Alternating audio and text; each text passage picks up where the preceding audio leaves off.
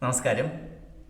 പാമരൻ്റെ ഗീത എന്ന ഈ ഭഗവത്ഗീത ജ്ഞാനയജ്ഞത്തിൻ്റെ 23ാമത് ദിവസത്തിലേക്ക് എല്ലാവർക്കും സ്വാഗതം.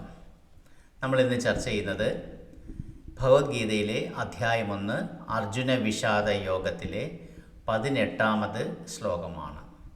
ഈ ശ്ലോകം നമുക്ക് നോക്കാം.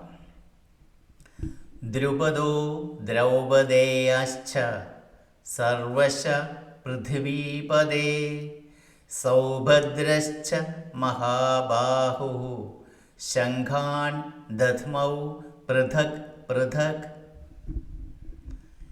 ഹേ മഹാരാജാവായ ധൃതരാഷ്ട്രരെ, ദ്രൗപദിയുടെ പിതാവ് ദ്രുപദനും ദ്രൗപദിയുടെ പുത്രന്മാരും സുഭദ്രയുടെ മകൻ മഹാബാഹുവായ അഭിമന്യുവും എല്ലായിടത്തു നിന്നും വെവ്വേറെ ശംഖുകൾ മുഴക്കി. ഇതാണ് ഈ ശ്ലോകത്തിൻ്റെ അർത്ഥം. സഞ്ജയൻ ധൃതരാഷ്ട്രക്ക് പറഞ്ഞു കൊടുക്കുകയാണ്. അപ്പം ആരെയാണ് ദ്രുപദൻ എന്ന് നമ്മൾ പറഞ്ഞു? ദ്രുപദോ എന്നുള്ള വാക്കിലാണ് ഈ ശ്ലോകം തുടങ്ങുന്നത്. ദ്രുപദൻ എന്ന് പറയുന്നത് നമുക്കറിയാം ദ്രൗപദിയുടെ പാഞ്ചാലിയുടെ പിതാവാണ്. അത് മനസ്സിലായി. പിന്നെ പറയുന്നത് ദ്രൗപദേയന്മാർ. ദ്രൗപദേയൻ എന്ന് പറഞ്ഞതിൻ്റെ അർത്ഥം ദ്രൗപദിയുടെ മക്കൾ. ഇപ്പം ദ്രൗപദിക്ക് 5 മക്കളാണുള്ളത്. അതാരൊക്കെയാണെന്ന് നമുക്ക് മനസ്സിലാക്കാം. നേരത്തെ ഒരിക്കൽ പറഞ്ഞിട്ടുള്ളതാണെന്ന് തോന്നുന്നു.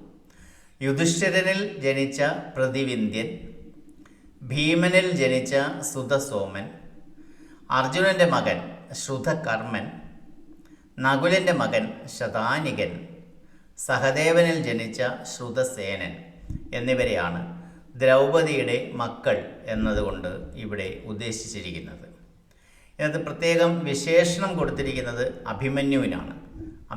അഭിമന്യുവിനെ വിശേഷിപ്പിക്കുന്നത് മഹാബാഹു എന്നാണ്. മഹാബാഹു എന്നുള്ള വാക്കിൻ്റെ അർത്ഥം ശക്തമായ കരങ്ങളുള്ള, അതിശക്തനായ യോദ്ധാവ് എന്ന അർത്ഥത്തിലാണ്. നീണ്ട കൈകളുള്ള എന്നും മഹാബാഹു എന്ന പദത്തിന് അർത്ഥമുണ്ട്. ഇപ്പോൾ പൃഥ്വി എന്ന് പറഞ്ഞാൽ നമുക്കറിയാം ഭൂമിയാണ്. ഭൂമിയുടെ അധിപനാണല്ലോ രാജാവ്.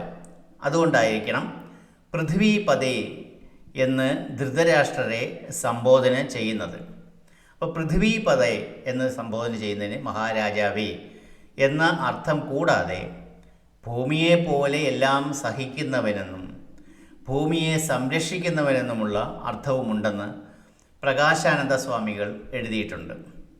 മണ്ണിൻ്റെ ഉടമയെന്നേ ഉള്ളൂ ജനങ്ങളോട് കരുതലില്ലാത്ത രാജാവ് എന്ന ഒരു വ്യംഗ്യവും അദ്ദേഹം അവതരിപ്പിക്കുന്നുണ്ട്. അപ്പോൾ ഇത്രയുമാണ് ഈ ശ്ലോകത്തിൽ പറയാനുള്ളത്. കഴിഞ്ഞ 17, ഇപ്പോഴത്തെ 18 ഈ ശ്ലോകങ്ങളിൽ പറയുന്നത് ശ്രീകൃഷ്ണനെയും പഞ്ചപാണ്ഡവന്മാരെയും കൂടാതെ ആരൊക്കെയാണ് ശംഖുകൾ മുഴക്കിയത് എന്നുള്ളതായിരുന്നു. കഴിഞ്ഞ 3-4 പേരുടെ പേരുകൾ പറഞ്ഞു. ഇപ്പോൾ പറഞ്ഞിരിക്കുന്ന പേരുകൾ ദ്രുപദൻ, പാഞ്ചാലി ദ്രൗപദിയുടെ 5 മക്കൾ, അതേപോലെ തന്നെ അഭിമന്യു, സുഭദ്രയുടെ മകൻ, അതാണ് സൗഭദ്ര എന്ന് പറഞ്ഞേക്കുന്നത്, സുഭദ്രയുടെ മകനായിട്ടുള്ള അഭിമന്യു. ശംഖാൻ ദധ്മൗ പൃഥക് പൃഥക്. എന്താണ് ദധ്മു എന്നുള്ള വാക്കിൻ്റെ അർത്ഥം? നമ്മൾ നേരത്തെ തന്നെ നമ്മൾ പലപ്പോഴും കണ്ടിട്ടുള്ളതാണ്, പറഞ്ഞിട്ടുള്ളതാണ്. ദധ്മൗ എന്ന് പറഞ്ഞാൽ മുഴക്കി എന്നാണ് അർത്ഥം. ശംഖാൻ ദധ്മൗ എന്ന് പറഞ്ഞാൽ ശംഖ് മുഴക്കി. പിന്നെ ഒരു പ്രത്യേകതയുള്ള 2 വാക്കുകൾ അടുപ്പിച്ചടുപ്പിച്ച് പറഞ്ഞിരിക്കുന്നു. പൃഥക് പൃഥക് എന്ന് പറഞ്ഞാൽ വേറെ വേറെ.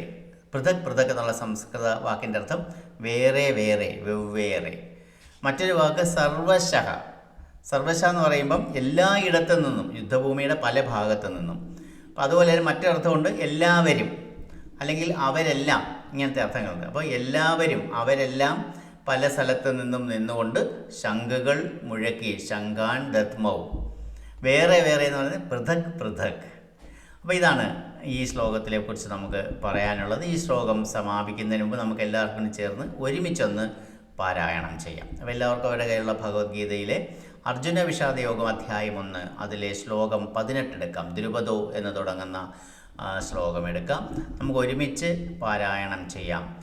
ദ്രുപദോ ദ്രൗപദേയാശ്ച സർവശഃ പൃഥ്വീപദേ സൗഭദ്രശ്ച മഹാബാഹു ശംഖാൻ ദധ്മൗ പൃഥക് പൃഥക്. നന്ദി, നമസ്കാരം.